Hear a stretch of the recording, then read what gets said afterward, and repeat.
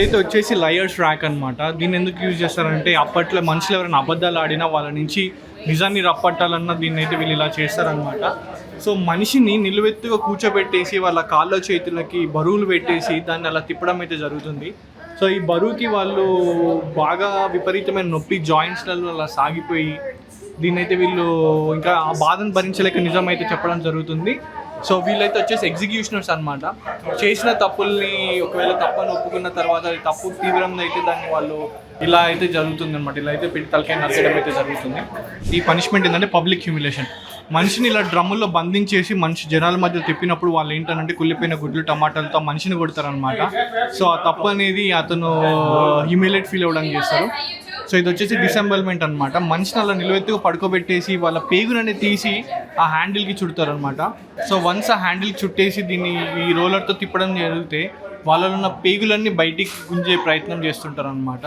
నేనైతే నా జీవితంలో ఇంతకన్నా దారుణమైన పనిష్మెంట్లు ఉంటాయని ఈరోజు ఇక్కడికి వచ్చేదాకా తెలియదు నాకు.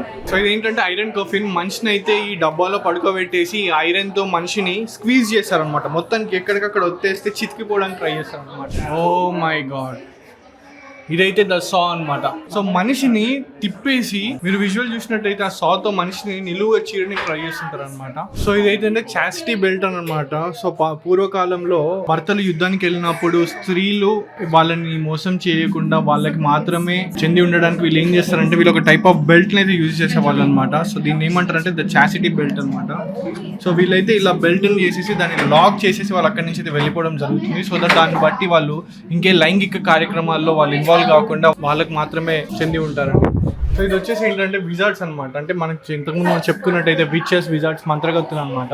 వీళ్ళకి ఏంటంటే ప్రకృతి యొక్క రహస్యాలు, ఆ రాజ్యం గురించి తెలిసిన చీకటి రహస్యాలన్నీ వీళ్ళకైతే తెలుస్తాయి అనమాట. సో ఇదైతే వచ్చేసి ద ర్యాట్ హెయిర్ అనమాట. సో ఇందులో ఏం చేస్తారంటే విక్టిమ్ అంటే నేరస్తుడిని ఇలా ఒక కేజ్లో బంధించేసి తన తల మాత్రమే బయటికి ఉండేటట్టు పెట్టి అందులో ఎలుకలను వదిలేసేవాళ్ళు.